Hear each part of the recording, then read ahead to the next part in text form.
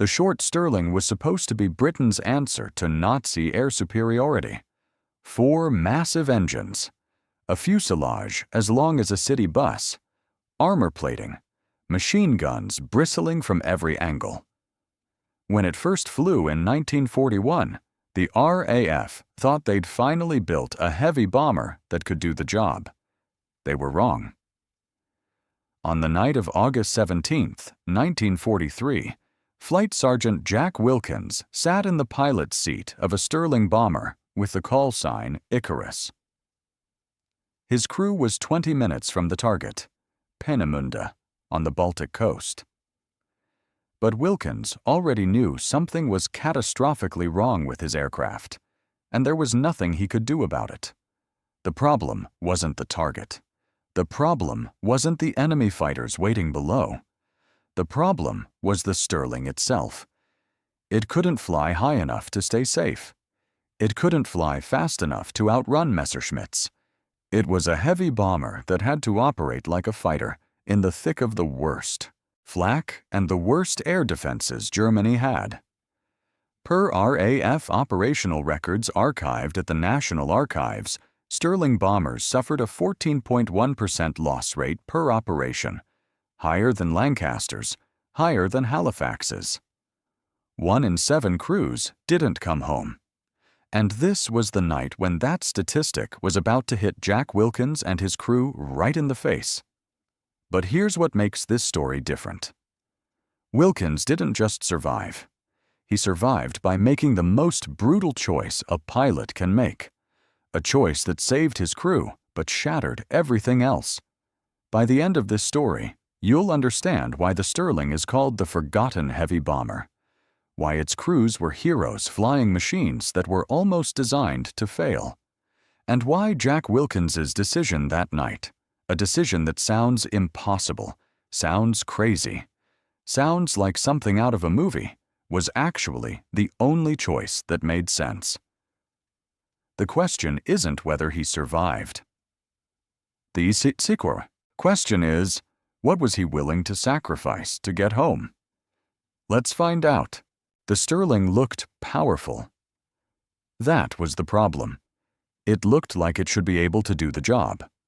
4 massive Bristol Hercules engines, each producing 1,650 horsepower, a fuselage 87 feet long, wingspan of over 99 feet. When it sat on the tarmac at RAF Waddington, it was an impressive sight. Crews would stand and stare at it, imagining the firepower, imagining the weight of bombs they could carry. But underneath that impressive exterior was a fundamental flaw. The Stirling had been designed with a wingspan width limitation based on RAF hangar sizes. That meant the engineers couldn't give it the wing area it needed to stay stable at high altitude. It had a service ceiling of around 17,000 feet. That doesn't sound low until you realize that German fighters could climb to 25,000 feet. Anti-aircraft artillery was most effective at 12,000 to 20,000 feet, which meant Stirling crews flew in a band of airspace where everything and everyone could shoot at them effectively. Time equals 400 milliseconds/. Jack Wilkins knew all this. He'd trained on Stirlings since 1942. He'd seen what happened to other crews. He'd watched squadron after squadron report losses, and he knew the aircraft was the reason. Not pilot error, not bad luck. The aircraft itself was fundamentally inadequate for the job it was asked to do. But you flew what you were given. That was the rule. Wilkins came from a middle-class family in Surrey. His father was an engineer, which is probably why he understood the Stirling's limitations better than most pilots. He could read the specs, he could understand the compromises, and he knew they were compromises that would cost lives. He'd completed 19 operations by August 1943. For a bomber pilot, 19 operations meant you'd beaten the odds.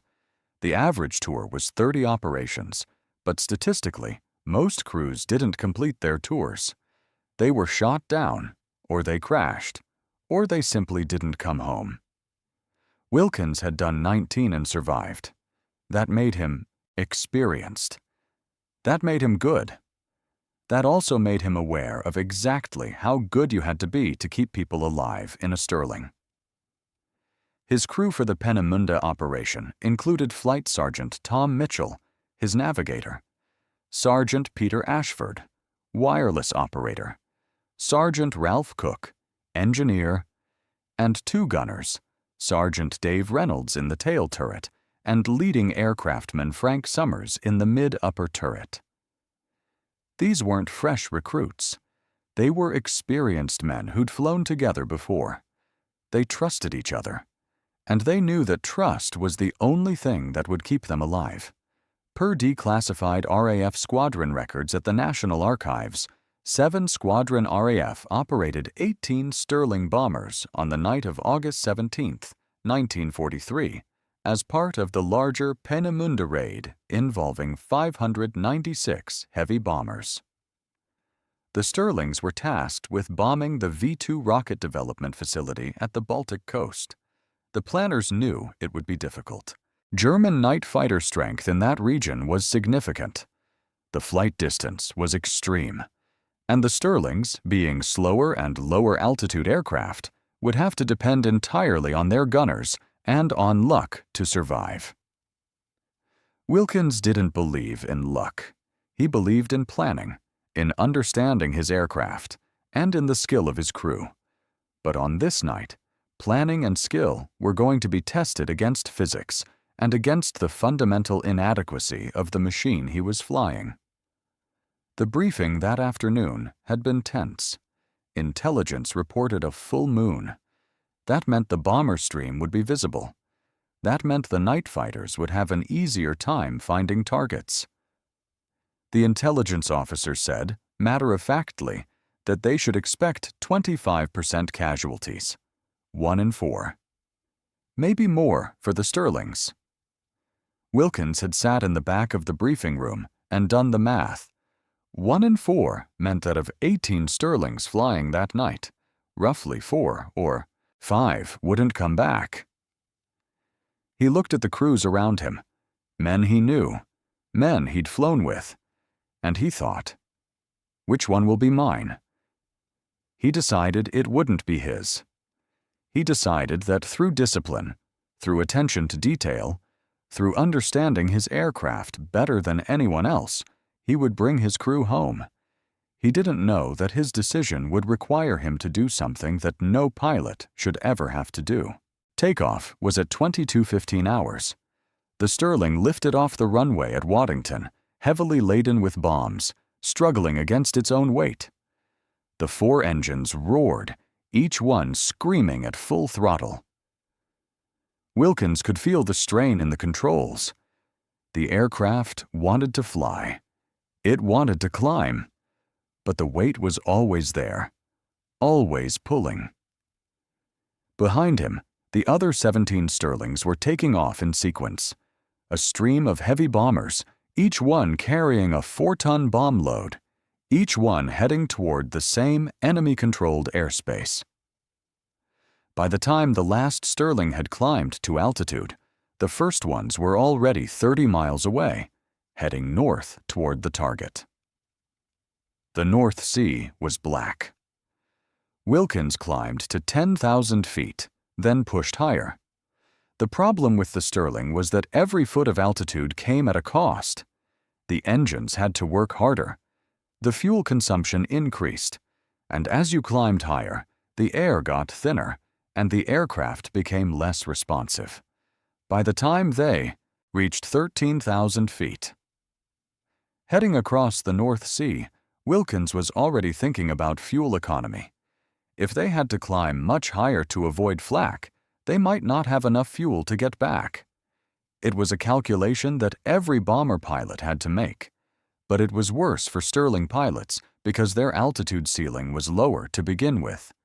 At 0030 hours on August 18th, they crossed the Danish coast.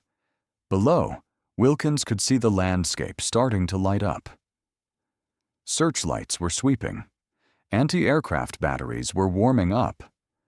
The Germans had detected the bomber stream. They knew something big was coming, and they were ready. The bomber stream was passing over multiple searchlight concentrations. The sky ahead was beginning to look like a war zone. Flak was starting, distant at first, then closer, then close enough that Wilkins could feel the concussions from the explosions. He'd ordered the gunners to stay sharp. Reynolds in the tail turret was scanning, behind and below. Summers in the mid-upper turret was scanning the sides. Any moment, a night fighter could appear. Any moment, the careful precision of Wilkins's navigation and flying could become irrelevant if a Messerschmitt locked onto them. At 00:47 hours, radar-guided flak nearly got them.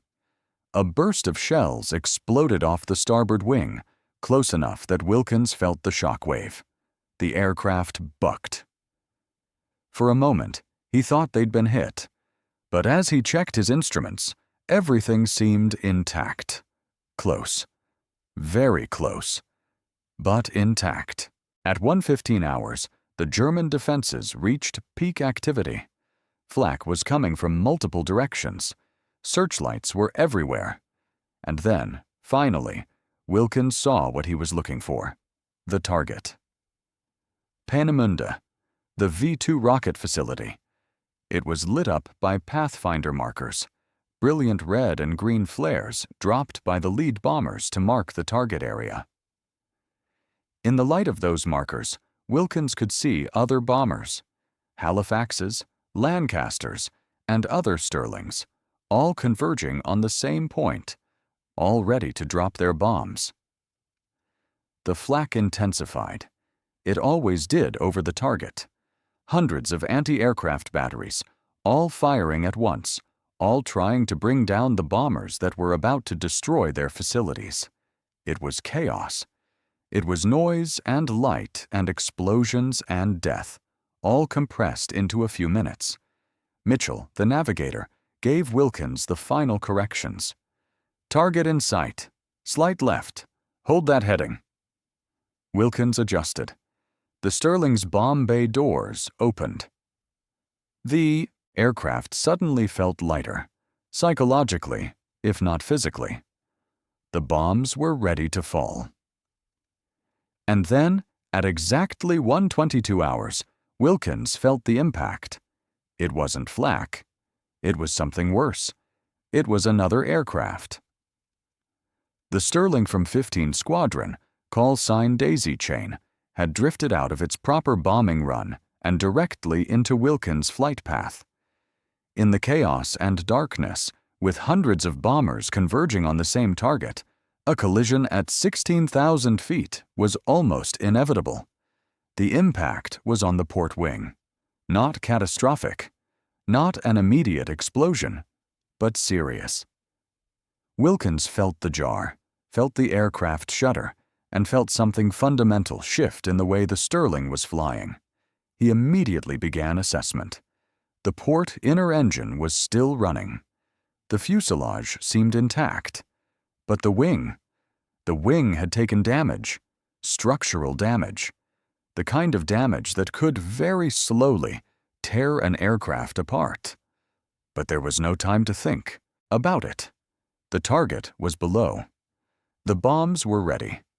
And Wilkins had a choice: drop the bombs and turn for home, or lose the payload and focus entirely on damage control. He made the choice in a heartbeat. He released the bombs.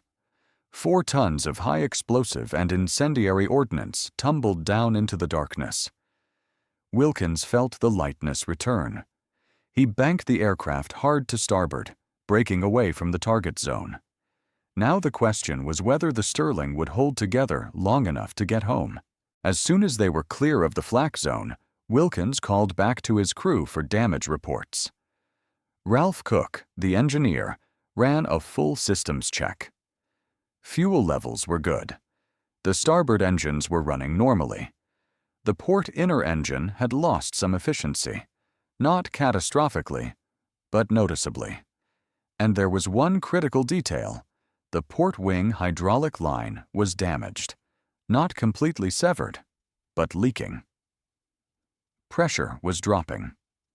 The hydraulic system on a Stirling wasn't just for landing gear and flaps. It powered the trim tabs. It powered the flight control surfaces. Lose hydraulic pressure completely, and the aircraft would become increasingly difficult to control. It wouldn't happen suddenly. It would happen gradually, as pressure dropped, as control became mushier and less responsive. Wilkins' mind was already calculating. How long until complete loss? 2 hours? 3? They were roughly 2 hours from the English coast at current speed. If the Eidson hydraulics failed while he was still over Germany, they were done. "Port wing damage," Mitchell reported, having looked out his side window. "Structural. The leading edge is crumpled. We're trailing some fuel, but not catastrophically." Trailing fuel meant extra weight was being lost. That was actually good. Lighter aircraft would climb easier, fly further. But it also meant an even shorter fuel reserve. Every drop of petrol that spilled into the night sky was petrol they wouldn't have when they needed it. Wilkins made his first major decision: climb to 18,000 feet.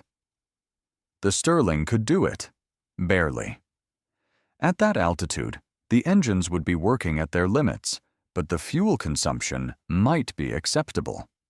More importantly, at 18,000 feet, he'd be above most of the flak and above the altitude where most German fighters were operating effectively.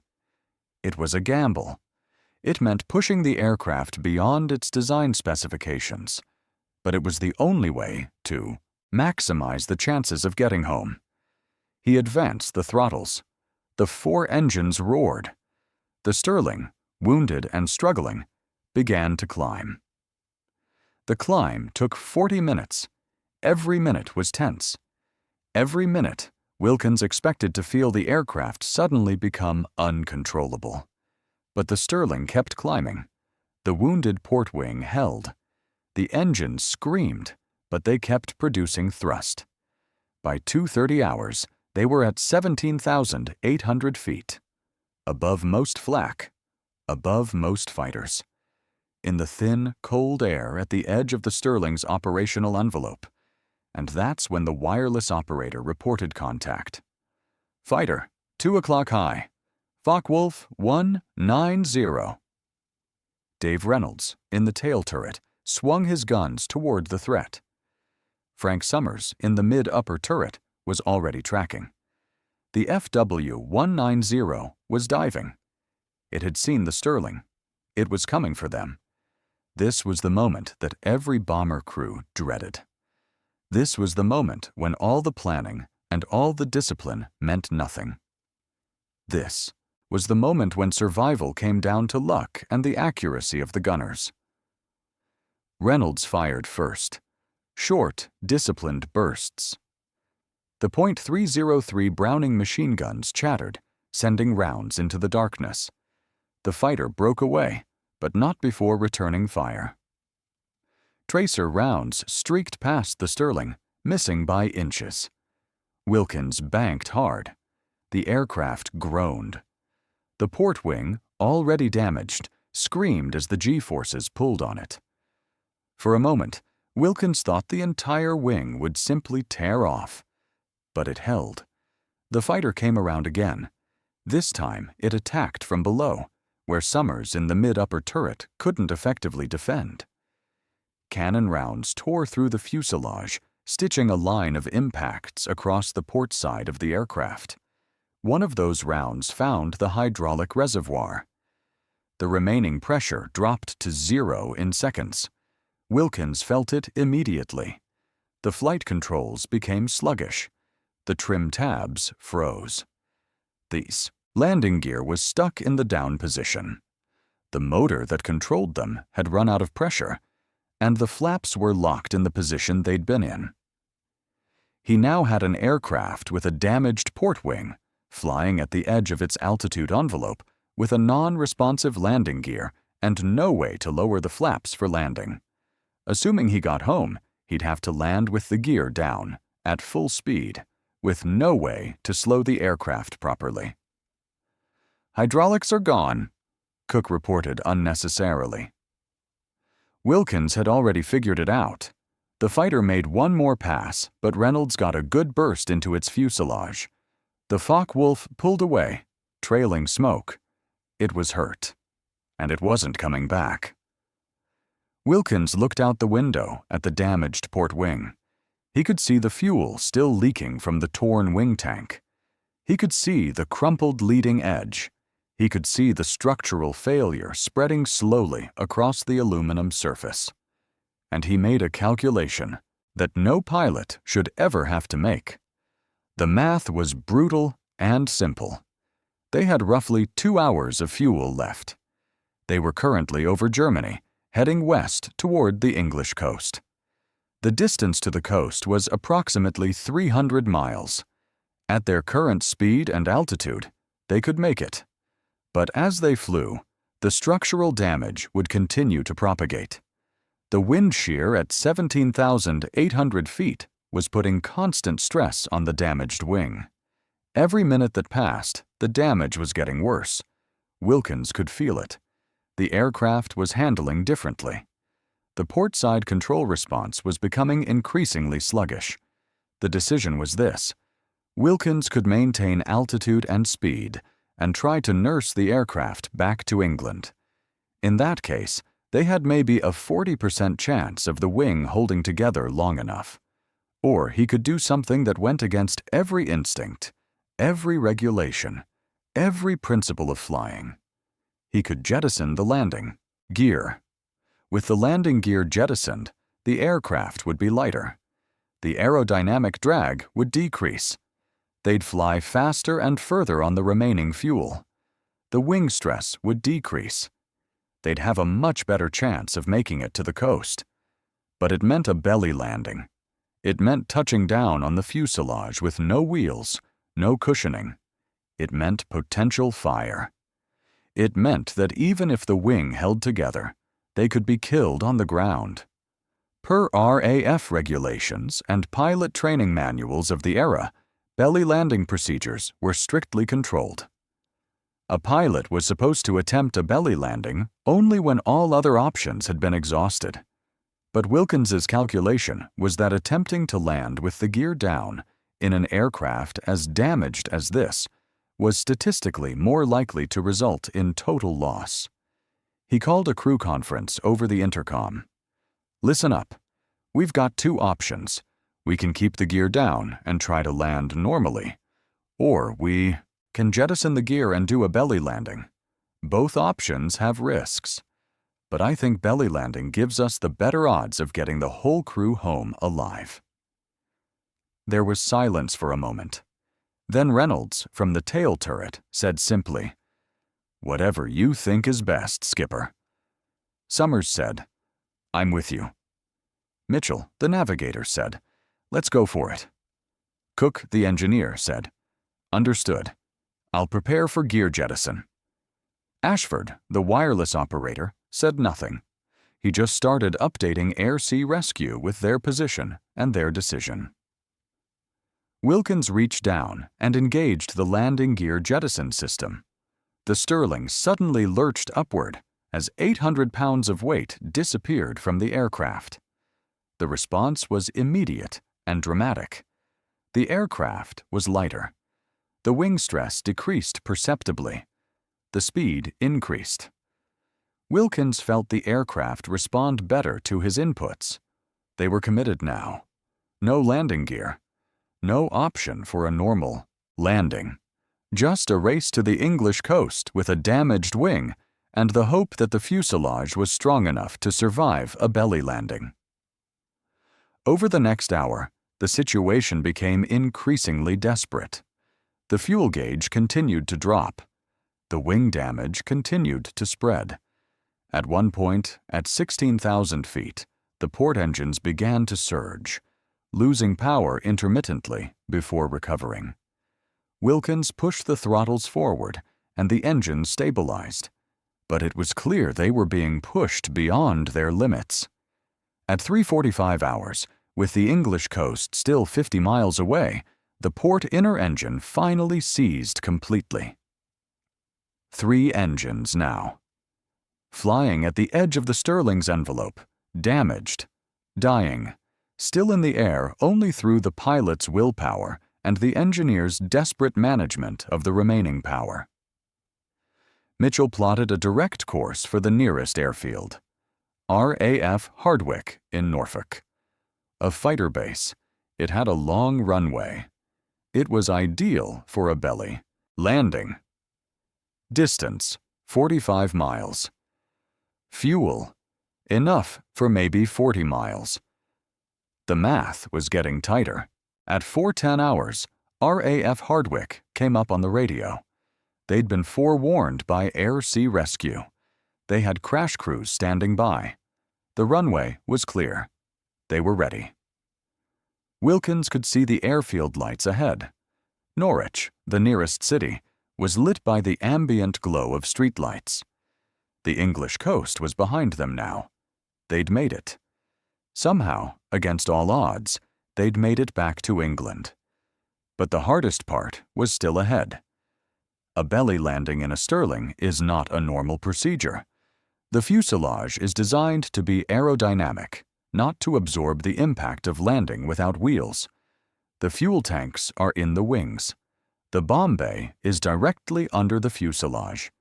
Every part of this aircraft was designed for flying, not for skidding across a runway on its belly. Wilkins began the descent. He aimed for the long north-south runway at Hardwicke. He had roughly 5 minutes until touchdown. The fuel gauge showed that they had maybe 10 minutes of flying time left, which meant they were cutting it, even closer than he'd calculated. At 3,000 feet, the starboard inner engine began to cough. Fuel starvation. The fuel transfer system, designed to keep the engine supplied from the damaged tanks, was finally failing. 2 engines now, maybe less. "All crew, prepare for landing," Wilkins said calmly. "Tighten harnesses. Get ready for impact." He reached down and changed the landing light switches. The Stirling's nose gear wells, now empty, would not give the aircraft any drag advantage in landing. He was essentially flying a 35,000-pound glider with 2 engines. At 2,000 feet, he made his final turn toward the runway. The aircraft was responding slowly now. The controls were becoming increasingly sluggish. Without hydraulic trim, he was flying purely on mechanical linkage and raw strength. The runway lights grew closer. The lights of the crash crews, parked at safe distances, were visible. Fire trucks, ambulances, everyone waiting to see if they'd survive or die. At 500 feet, Wilkins cut the engines to idle. Without landing gear, there was no point trying to reduce speed in the normal way. He was going to glide this aircraft onto the runway as close to stall speed as possible. The Stirling descended. 300 feet, 200 feet, 100 feet. The runway was close now. Wilkins could see the individual lights, could see the texture of the concrete surface below. 50 feet. The port wing, damaged, crumpled, held together by nothing but hope and aluminum, dipped slightly. Wilkins corrected. The wing held. 20 feet. Impact. The fuselage touched the runway at a speed of approximately 95 miles per hour. The bottom of the aircraft exploded with friction and noise. Sparks erupted from the fuselage as it scraped across concrete. The tail section struck first, and the aircraft began to slow, to skid, to scream as metal tore. The crash was violent and chaotic. The nose section buckled. The bomb bay doors tore open. Fuel from the damaged tanks spilled across the runway, creating a river of high-octane liquid. But the aircraft did not catch fire. By some miracle of engineering and luck, the Stirling did not catch fire. The fuel, spilling across the runway and into the air, did not ignite. The structural failure was catastrophic, but it was not immediately catastrophic enough to kill everyone inside.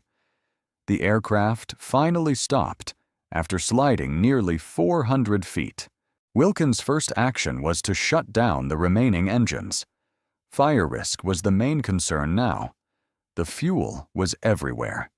The electrical systems were damaged. Any spark could incinerate the aircraft and kill everyone inside. He popped the emergency hatch and yelled, "Out! Everybody out! Now!" The crew didn't hesitate. Reynolds climbed out of the tail turret first, moving quickly but deliberately. Summers was right behind him. Mitchell and Cook were already moving toward the fuselage exit. Ashford, the wireless operator, was moving as fast as his legs could carry him. Wilkins was the last one out. He dropped from the open hatch just as the first crash crew reached the aircraft. The smell of fuel was overwhelming. The heat from the friction was still radiating from the fuselage. They made it 200 feet from the aircraft before anyone stopped. Everyone was alive. Every single member of the crew had survived. The medical team from the crash crews moved in. Immediately. Minor burns, minor cuts, bruises from the impact. But fundamentally, catastrophically, impossibly, everyone was alive. The Stirling Icarus, wounded and dying, had carried them home. The Stirling Bomber never flew again. It was broken beyond repair. It was scrapped within weeks, its aluminum melted down and reused in other aircraft, its legacy erased by the very nature of wartime industry. But Jack Wilkins and his crew lived. According to his RAF records archived at the National Archives, the Peenemünde raid on August 17 to 18, 1943, resulted in the loss of 40 heavy bombers and approximately 400 crew members. Of the 18 Stirlings that took off that night, 4 did not return. But the Stirling piloted by Flight Sergeant Jack Wilkins, despite damage that should have been fatal, made it home. Per declassified RAF intelligence reports, the damage to the German Phi-2 rocket facility was significant. The Peenemünde raid delayed the V-2 program by several months. Some historians estimate that the delay allowed the RAF and the U.S. Army Air Force to develop countermeasures that saved thousands of lives when the V-2 eventually became operational. But you would never know any of this from the history books. The Stirling has been largely erased from the public consciousness. When people think of British heavy bombers, they think of the Lancaster, the famous aircraft that destroyed the Ruhr dams. They think of the Avro Lancaster as the pinnacle of British engineering and courage. They forget, or they never knew, that hundreds of Stirlings flew countless dangerous missions, that their crews suffered higher casualty rates, that their contribution to the victory in Europe was just as significant but dramatically less celebrated. Jack Wilkins completed his tour of operations, 32 missions total, and survived the war. He returned to civilian life in 1945. He became an engineer, of all things.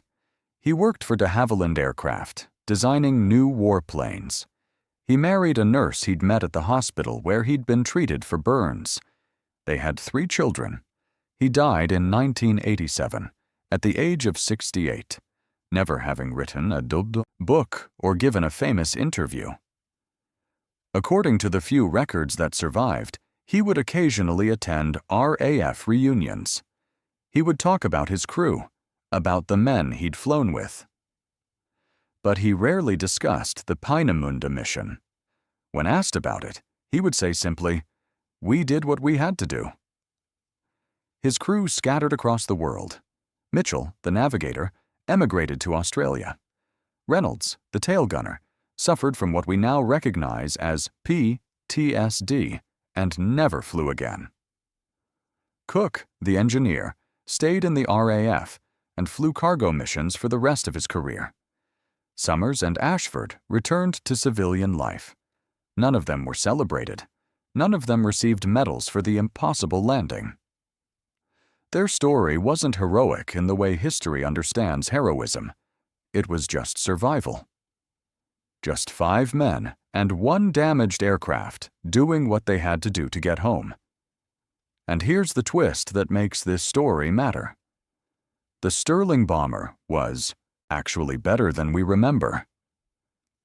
It wasn't as bad as its reputation. The problem wasn't the aircraft.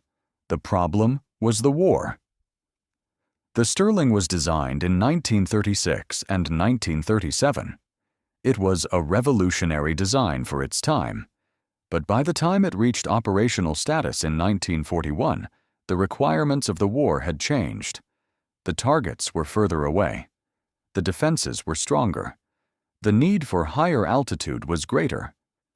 The Stirling, constrained by hangar size limitations that nobody wanted to spend the time and money to overcome, couldn't evolve fast enough. So the Stirling got a reputation as a failure. Crews remembered the losses. They remembered the limitations. They remembered flying in a machine that couldn't quite do the job. But they never quite acknowledged that the failures were more about the demands of the war than about the aircraft itself. Jack Wilkins understood that. And he did what thousands of other Stirling pilots did. He flew the aircraft he was given. He did the best he could with what he had, and he brought his crew home. The Stirling Bomber is nearly forgotten now. When people visit aviation museums, they walk past the Stirling without a second glance. They stop at the Lancasters and the Halifaxes and the other aircraft they recognize. The Stirling gets the footnote. But the Stirling crews, they deserve to be remembered. They flew an aircraft that had limitations. They flew in a war that demanded more than the aircraft could give.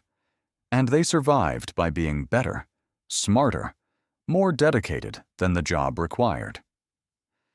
Jack Wilkins made a choice on that night in August 1943. He jettisoned his landing gear. He flew a dying aircraft across enemy territory on 2 engines. He belly-landed a 35,000-pound bomber without wheels. And he did it all because he believed his crew was worth saving. That's not just a story about an aircraft. That's a story about human courage. That's a story about the kind of decisions you have to make when the stakes are literally life and death. Time equals 400 milliseconds/. If this story moved you, if it made you realize how many Stirling stories we've lost to history, hit like and subscribe. Because there are hundreds more stories like this one. Hundreds of Stirling crews. Hundreds of impossible survivals. Hundreds of men whose names we don't know, but whose courage changed the world. In the comments, tell me, if you'd been flying that Stirling, would you have made the same choice? Would you have jettisoned the gear? Or would you have tried to land normally? Next video, we're going deep into the declassified records of a Lancaster crew that survived 50 operations, the only crew to do so. Their story will challenge everything you think about luck and skill in wartime. Thanks for watching. Keep learning history. And remember, the brave ones don't always make the history books.